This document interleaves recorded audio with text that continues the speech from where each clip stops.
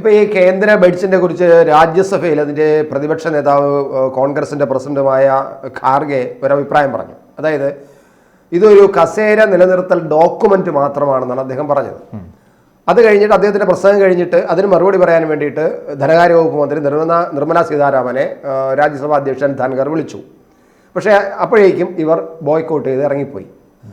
അപ്പോൾ രാജ്യസഭാ മെമ്പർ പറഞ്ഞു, ഇത് ശരിയായ കാര്യമല്ല, നിങ്ങൾ പറഞ്ഞ ആരോപണങ്ങളും ആക്ഷേപങ്ങളും ഒക്കെ മറുപടി പറയാനാണ് ധനകാര്യ വകുപ്പ് മന്ത്രിയെ ഞാൻ ക്ഷണിച്ചത്, നിങ്ങളത് കേൾക്കാനുള്ളൊരിത് വേണം, നിങ്ങളുടെ രാഷ്ട്രീയമായിട്ട് കാണരുത് എന്ന് പറഞ്ഞ് വിമർശിക്കുകയും ചെയ്തിരുന്നു രാജ്യസഭയിൽ. ഇപ്പോൾ അങ്ങനെ ഒരു സംഭവം നടന്നു, ലേറ്റസ്റ്റ് ഇപ്പോൾ നടന്നൊരു സംഭവമാണ്. അപ്പോൾ അതിനോട് ഞാൻ മറ്റൊരു കാര്യം കൂടി ചോദിക്കുന്നു. ഈ കേന്ദ്ര ബഡ്ജറ്റിനെ കേരളത്തിലെ പ്രമുഖന്മാരായ, പ്രത്യേകിച്ച് കേരളത്തിലെ ഏറ്റവും പ്രമുഖമായ ഒരു പത്രം പറഞ്ഞതാ ഇങ്ങനെയാണ്: A to Andhra, B to Bihar എന്നാണ് അവരുടെ വെണ്ടയ്ക്ക തലക്കെട്ടടിച്ചത്. ബഡ്ജറ്റിനെ കുറിച്ചുള്ള തലക്കെട്ട് അങ്ങനെയാണ്: എ ഫോർ ആന്ധ്ര, ടു അല്ല, A for Andhra, B for Bihar. എന്തു പറയുന്നു? അല്ലേ, ഇതിലൊന്നും അത്ഭുതമൊന്നുമില്ല. ഒന്നാമത്തെ കാര്യം, നിങ്ങൾക്ക് ഈ പത്രക്കാർ എഴുതി വിടുന്നത് കണ്ടിട്ട് ഒരു ബജറ്റിനെ ഒരു രാഷ്ട്രീയക്കാരനെ വിമർശിക്കാൻ എളുപ്പമാണ്. കാരണം അത് വിമർശിക്കുമ്പോൾ നിങ്ങൾ കാര്യങ്ങൾ അറിയണമെന്നില്ല. ചർച്ച ഇരിക്കുകയും പത്രമല്ല, ചർച്ചയ്ക്ക് പോകുമ്പോൾ നിങ്ങൾ കാര്യങ്ങൾ അറിയാം. നിങ്ങൾ ഫിസിക്കൽ ഡെഫിസിറ്റ് എന്താണെന്ന് അറിയണം, രണ്ട് കറണ്ട് അക്കൗണ്ട് ഡെഫിസിറ്റ് എന്താണെന്ന് അറിയണം, ബാലൻസ് ഓഫ് പേയ്മെൻറ്റ് എന്താണെന്ന് അറിയണം, എക്സ്ചേഞ്ച് റേറ്റ് എന്താണെന്ന് അറിയണം. ഇതൊക്കെ അറിയണം. വിവിധ രാജ്യങ്ങളിൽ ലോകത്തെ ഡിഫൻസിന് വേണ്ടി ചിലവഴിക്കുന്ന എത്ര, സോഷ്യൽ ഇൻഫ്രാസ്ട്രക്ചറിന് എത്ര, ഇതൊക്കെ അറിഞ്ഞിട്ട് വേണം പോകാൻ. പക്ഷേ ഇതൊന്നും അറിഞ്ഞു തരായിരിക്കില്ലല്ലോ കേരളത്തിലെ ഏറ്റവും പത്രമുത്തശ്ശി എന്നൊക്കെ പറയപ്പെടുന്നത്. മല്ലികാർജുൻ ഖാർഗെ, നിങ്ങൾ മന്ത്രിയാണ്, നിങ്ങൾ നേതാവാന്ന് പറഞ്ഞുകൊണ്ട് നിങ്ങൾക്ക് ഏറ്റവും കറന്റ് ആയിട്ടുള്ള കഴിഞ്ഞ ഒരു വർഷത്തെ സാധനങ്ങൾ നിങ്ങളെ മുന്നിൽ എത്തണമെന്നൊരു നിർബന്ധമില്ല. അപ്പോൾ പെട്ടെന്ന് ഒരു ഡിസ്കഷന് പോകുന്ന ഇവർ വിചാരിച്ചിട്ടുണ്ടാവില്ല. ഡിസ്കഷൻ ആയത് എനിക്ക് ഈ നിർമ്മല സീതാരാമൻ അറിയാം. അവർ നമ്മുടെ യൂണിവേഴ്സിറ്റിയുടെ പ്രൊഡക്റ്റാണ്. അതുകൊണ്ട് മാത്രം വീരം വെക്കുന്നത് ഞാൻ പറയില്ല. പക്ഷേ അവർ കൃത്യമായിട്ട് പഠിച്ച് മാത്രം പറയുന്ന ആളാണ്. അവരാദ്യം BJPയുടെ വളരെ സോഫ്റ്റായിട്ടുള്ള ഒരു വക്താവായിട്ട് വന്ന ആളാണ്. അന്ന് അവർ പഠിച്ച് മാത്രമേ പറയുന്നതിൽ ഭയങ്കര വ്യക്തതയാണ്. അപ്പോൾ അവരെ മുന്നേ ബബ്ബ അടിച്ച് ഡിബേറ്റ് ഒച്ചപ്പാടുണ്ടാക്കിയിരുന്ന ഒരു കാര്യമില്ല. അപ്പോൾ അത് ഇവർക്കും അറിയാം. പെട്ടുപോകുന്നത് അതിന് മുന്നേ പലരും പോയിട്ട് അവസാനം പാണ്ടിയിൽ പോയി പെട്ട പോലെ അവസ്ഥയായി. അതുകൊണ്ടാണ്. അപ്പോൾ അവിടെ പോയി നാണം കടണ്ട എന്നുള്ളതുകൊണ്ട് അവർ വോക്കൗട്ട് ചെയ്തു. ഞങ്ങൾ വോക്കൗട്ട് ചെയ്യുന്നു, പ്രധാനമന്ത്രി രാജിയൊക്കെ ഇറങ്ങിപ്പോയി. അത്രയാണ് അതിൻ്റെ കാര്യം. ഇത് ഇവിടെ മാത്രമല്ല, അവിടെ മാത്രം എവിടെയും ഇപ്പോൾ മാണി സാർ ബജറ്റ് അവതരിപ്പിക്കുമ്പോൾ ആണെങ്കിലും ശങ്കരനാരായണൻ ബജറ്റ് അവതരിപ്പിക്കുകയാണെങ്കിലും ഇവിടെ നമ്മൾ കണ്ടിട്ടുണ്ട്. ഇത് ഒരു മലപ്പുറം കോട്ടയം ബജറ്റാണെന്ന് ആളുകൾ പറയും ഒന്ന് കേട്ട്. അപ്പോൾ ഇത് സത്യത്തിൽ നിങ്ങൾ ആ പ്രദേശങ്ങളെ അവഗണിക്കുക, അല്ല ആ പ്രദേശങ്ങളെ അധിക്ഷേപിക്കുക കൂടിയാണ്. കാരണം എന്ന് വെച്ചാൽ ഈ രണ്ട് പ്രദേശത്തുള്ള രണ്ട് രാഷ്ട്രീയ പാർട്ടികൾ KM മാണി ബഡ്ജറ്റ് അവതരിപ്പിക്കുമ്പോൾ അതിനെ ഒരു കോട്ടയം ബഡ്ജറ്റ് എന്ന് പറയുമ്പോൾ കോട്ടയം പ്രദേശത്തെ പോലും കളിയാക്കുന്നതാണ്. അതെ, മാണി സാർ അവതരിപ്പിക്കുമ്പോൾ പറയുന്നത് K4 കോട്ടയം, M4 മലപ്പുറം എന്നാണ്. കാരണം UDFന്റെ രണ്ട് ഘടകകക്ഷികൾ ഇവരാണല്ലോ. നിങ്ങൾ ഇനി മറ്റ് ബജറ്റുകൾ എടുത്ത് നോക്കിക്കഴിഞ്ഞാൽ ഈ രണ്ട് സ്ഥലങ്ങൾക്ക് കിട്ടിയത് എന്ത് പറഞ്ഞാൽ കിട്ടിയിട്ടുണ്ട്. മാണി സാർ അവിടെ വലിയൊരു റോഡ് ഉണ്ടാക്കി. സത്യം കോട്ടയത്ത് അവിടെ ഉമ്മൻചാണ്ടിയെ പോലെ മുഖ്യമന്ത്രിമാരുണ്ടായിട്ടുണ്ട്. മാണി സാറിനെ പോലെയുള്ള അനേക ബജറ്റുകൾ അവതരിപ്പിച്ച നേതാവ് ഉണ്ടായിട്ടുണ്ട്. വലിയ ഡെവലപ്മെൻറ്റ് കോട്ടയത്ത് ഉണ്ടായിട്ടില്ല. പഴയ ഒരു അക്ഷരനഗരി എന്നുള്ളൊരു പേരും. അവിടെ റോഡുകളൊക്കെ ഭയങ്കര മോശം. അവിടെ മാണി സാർ പാലയിൽ റോഡുണ്ടായി, വലിയ കുഴപ്പമില്ല. തിരുവനന്തപുരം മണ്ഡലത്തിലൂടെ അത് നല്ല റോഡാണ്. അതർവൈസ് അവിടുത്തെ റോഡുകളൊന്നും അത്ര സുഖമുള്ള റോഡൊന്നും തന്നെ. ഒരുപാട് മലയാള മേഖലയാണ്, ഒരുപാട് വലിയ ഇൻസ്റ്റിറ്റ്യൂട്ടുകൾ. അപ്പോൾ അതുകൊണ്ടാണ് ഉമ്മൻചാണ്ടി എനിക്കൊന്ന് വൈറോളജിയോ അങ്ങനെ ഇൻസ്റ്റിറ്റ്യൂട്ടും പിന്നെ ഈ ഫിലിം ഇൻസ്റ്റിറ്റ്യൂട്ട് അവിടെ നിർബന്ധിച്ച് കൊണ്ടുവന്നു. ഉമ്മൻചാണ്ടിയുടെ മണ്ഡലത്തിൽ പോലും വലിയ വികസനം എത്തിയിട്ടില്ല. അത് പറയുന്നത് ആരാണ്? LDF തന്നെയാണ്. കഴിഞ്ഞ ഇലക്ഷൻ സമയത്ത് നിങ്ങൾ എന്തിനും ഉമ്മൻചാണ്ടിയെ തിരഞ്ഞെടുക്കുന്നു, ഇവിടെ എന്തെങ്കിലും വികസനം കൊണ്ടുവന്നിട്ടുണ്ടോ എന്ന് അവർ ചോദിക്കുന്നത്. അപ്പോൾ നിങ്ങൾ ചോദിക്കൂ, അപ്പോൾ ഈ കോട്ടയം ബജറ്റ് നിങ്ങൾ പറയുന്നതിന് അർത്ഥം എന്താണ്? അതെ, അവിടെ ഒന്നും വന്നിട്ടില്ല. അങ്ങനെ തെരഞ്ഞെടുപ്പ് കാലഘട്ടത്തിൽ ചോദിക്കുന്നവരാണ് ബഡ്ജറ്റ്. ഇതിന്റെ പ്രശ്നം നിങ്ങൾ അങ്ങനെ ചോദിക്കുമ്പോൾ സത്യത്തിൽ നിങ്ങൾ കോട്ടയത്തിനെ അപമാനിക്കുകയാണ്. കാരണം KM Mani sir represent Syrian Christian വിഭാഗത്തിൻ്റെ വോട്ടേഴ്സിനാണ് പ്രധാനമായിട്ടും. പാർട്ടി അങ്ങനെയുള്ള പാർട്ടിയാണ്. അപ്പോൾ സ്വാഭാവികമായിട്ടും അത് നിങ്ങൾ സിറിയൻ ക്രിസ്ത്യൻ എന്ന് പറഞ്ഞുകൊണ്ട് തന്നെ ഇൻഡയറക്റ്റ്ലി നിങ്ങൾ അപമാനിക്കുകയാണ് പറയുന്ന ആളുകൾ. രണ്ടാമത്തെ കാര്യം, മലപ്പുറത്ത് എന്താണ് കാര്യം? ഇത് ഈ രാഷ്ട്രീയ പാർട്ടികൾ മാത്രമല്ല, പത്രങ്ങൾ, നിങ്ങൾ ഈ പറയുന്ന സോക്കോൾഡ് പത്രമുത്തശ്ശിമാർ, അതിന് പ്രധാനപ്പെട്ട മുമ്പാണെങ്കിൽ മാധ്യമപ്രവർത്തകർ ഇങ്ങനെയല്ല. ആ മുമ്പത്തെ മാധ്യമപ്രവർത്തകരെല്ലാം തന്നെ വളരെ സോഷ്യൽ കമ്മിറ്റ്മെന്റ് ഉണ്ടായിരുന്നു, കാര്യങ്ങൾ കൃത്യമായിട്ട് പഠിക്കും, ജാഗ്രത ഉണ്ടായിരുന്നു, ഒരു കരുതലുണ്ടായിരുന്നു ഈ നാടിനെ പറ്റി. ഇപ്പോഴുള്ള പയ്യന്മാർക്ക് ആ കരുതലില്ല. അവർക്ക് മറ്റൊരു ജോലി പോലെയാണ് മാധ്യമപ്രവർത്തനം. എന്നാൽ പഴയ മാധ്യമപ്രവർത്തകർക്ക് കിട്ടിയ റെസ്പെക്റ്റ് വേണം. അതെങ്ങനെ അവർക്ക് കിട്ടുക? നസീർ സാറിന് കിട്ടിയ റെസ്പെക്റ്റ് ഈ പറയുന്ന തന്നെ മാതിരി പ്രഭാസിന് കിട്ടും. പ്രഭാസ് ആളുകൾ കണ്ടാൽ മോന്തിരിക്കുന്ന കേട്ടിട്ടുള്ളത്. നസീർ സാർ അങ്ങനെയല്ല, അത് പ്രഭാസിന് കിട്ടില്ല. എന്ന് വെച്ചാൽ ആ ഒരു കാലത്താണ് ജീവിക്കുന്നതെങ്കിൽ കിട്ടില്ല. പ്രഭാസിന് വേറെ വലിയ മാക്കോ എന്നുള്ള സാറിനൊക്കെ കിട്ടുന്നുണ്ടാവും. അപ്പോൾ അതുപോലെ ഈ ന്യൂ ജനറേഷൻ മാധ്യമപ്രവർത്തകരുടെ ഏറ്റവും വലിയ പ്രശ്നം പലതും സോഷ്യൽ കമ്മിറ്റ്മെൻറ്റിലെ CK ചന്ദ്രപ്പൻ CPIൻ്റെ സെക്രട്ടറിയാണോ CPMൻ്റെ പ്രസിഡന്റാണെന്ന് അറിയാത്ത മാധ്യമപ്രവർത്തക ഇടതുപക്ഷത്തുള്ള എനിക്കറിയാം. അതെ, എനിക്കറിയാം. ഇടതുപക്ഷ പിന്നെ സ്ഥാനത്തിൽ വർക്ക് ചെയ്ത അതും പൊളിറ്റിക്കൽ ബീറ്റ് ഉള്ളവർ. അത് തന്നെ. അപ്പം അതുപോലെ LDFൻ്റെ കൺവീനർ ആരാന്ന് അറിയാത്ത ആളുകളുണ്ട്, UDF കൺവീനർ ആരാന്ന് അറിയാത്ത ആളുകളുണ്ട്. ഇവരൊക്കെയാണ് പൊളിറ്റിക്കൽ ഡെസ്ക് കൈകാര്യം ചെയ്തത്. പിന്നെ ഈ നെറ്റും AI ഒക്കെ ഉള്ളതുകൊണ്ട് ഇപ്പോൾ തൽക്കാലം അവർ പിടിച്ചിരിക്കുന്നു.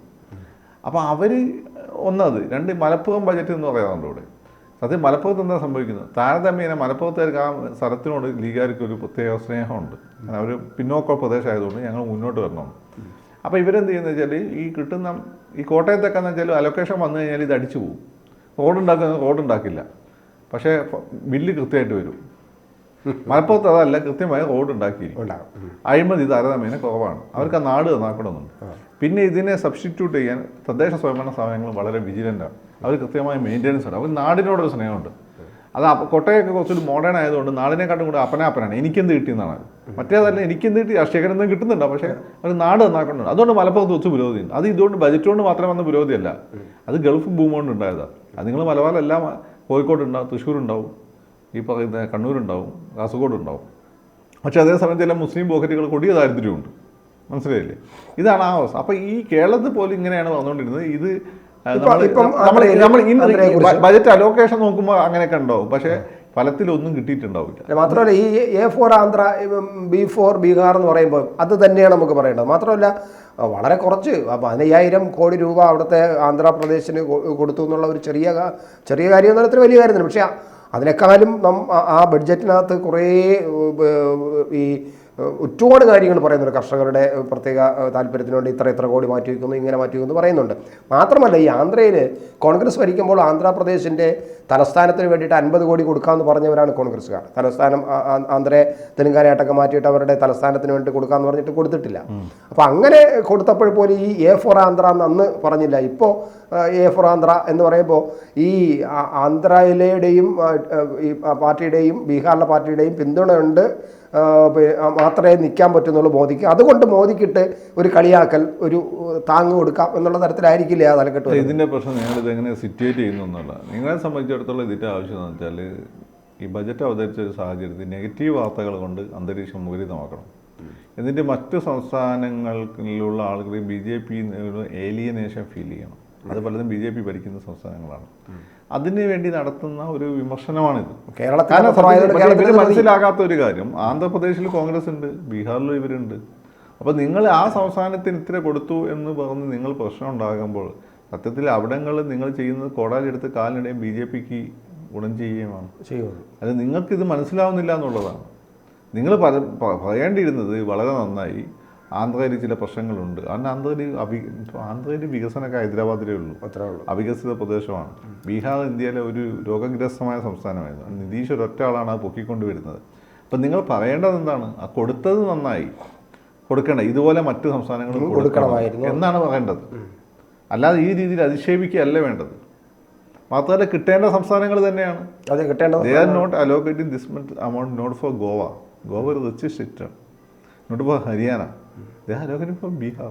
They are allocating for this state, Andhra Pradesh ഭയങ്കര ദാരിദ്ര്യമുള്ള സ്ഥലമാണ്. അപ്പോൾ അങ്ങനെ അവതരിപ്പിക്കാനുള്ള വിവേകമോ ബുദ്ധിയോ ഇല്ല. പക്ഷെ അവിടെയല്ലേ ഈ അല്ലാത്ത പൊളിറ്റിക്കൽ ജ്വരം, അങ്ങനെയാണോ? അങ്ങനെ ഇതൊരു പ്രസിഡൻസ് ആണ്. ഇത് കോൺഗ്രസ് ഭരണ കാലത്ത് ഇടതുപക്ഷവും ഈ BJPക്കാരും തുടങ്ങിയ ഒരു പ്രൊസീഡൻസ്. പക്ഷേ BJPക്കാർക്ക് ഒരു കാര്യം ഉണ്ടായിരുന്നു, RSSകാർക്ക്.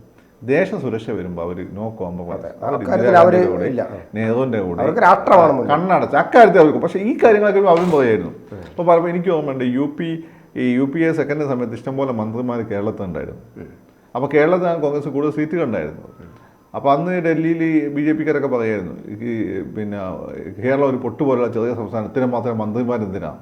അപ്പോൾ നമ്മൾ തിരിച്ചു നോക്കട്ടെ, ഇപ്പം ഈ യുപിന്ന് എത്രമാത്രം മന്ത്രിമാരായിരുന്നു വിവിധ മിനിസ്റ്റർ ഉണ്ടായിരുന്നത്. എന്നിട്ട് ആ നാടിന് വല്ല ഗുണം കിട്ടി. ഒന്നാമത് നമ്മൾക്ക് പക്ഷേ നമ്മൾ 20 MP മാരുണ്ടായിട്ട് നമ്മളെ ഒന്നോ രണ്ടോ സഹമന്ത്രിമാർ മാത്രം ഉണ്ടായിരുന്ന കാലഘട്ടം ഉണ്ടായിട്ടുണ്ട്. എന്നിട്ട് പക്ഷെ നമ്മുടെ നാട് പുരോഗമിച്ചില്ല. പക്ഷെ നമ്മുടെ അത് ഇവിടെയുള്ള പത്രക്കാർ അന്ന് ഇതൊക്കെ ഓരോ സാഹചര്യം അനുസരിച്ചിട്ടാണ്. അന്ന് ഇവിടെ ആന്റി കേരള ലോബി എന്ന് പറഞ്ഞു. പിന്നെ അവിടെ ലോബി ഇടുന്നതുകൊണ്ട് കേരളത്തിനത് പണിയല്ലേ? അങ്ങനെയൊന്നും ഇല്ല. അത് പലപ്പോഴും ഇന്ത്യ പോലെ വലിയ വിഭവങ്ങൾ നമ്മൾ വിഭജിച്ച് കൊടുക്കുന്ന സ്വാഭാവികമായിട്ട് ചില പ്രയോറിറ്റീസൊക്കെ കടന്നു വരുന്നതാണ്. പക്ഷെ നമുക്ക് ഇതിൻ്റെ പ്രശ്നം എന്ന് വെച്ചാൽ കേരളത്തെ അവഗണിച്ചു എന്നുള്ളതല്ല പണ്ടത്തെ ഗവൺമെൻറ്. മറിച്ച് ഈ UP ബീഹാറിനൊക്കെയാണ് ഏറ്റവും കൂടുതൽ പൈസ കൊടുത്തത്. ഇതൊക്കെ കണ്ടവന്മാരെ പോക്കറ്റിലേക്ക് പോയതാണ്. ഇതാണ് ഇപ്പോൾ സ്വിസ് ബാങ്കിൽ കിടക്കുന്നത്. ഇവൻ്റെയൊക്കെ മക്കൾ വലിയ ബിസിനസ്സുകാരും രാഷ്ട്രീയത്തിൽ കയറി ഇവന്മാരെ കൊണ്ട് പൈസ വിതറിയാണല്ലോ രാഷ്ട്രീയം പിടിക്കുന്നത്.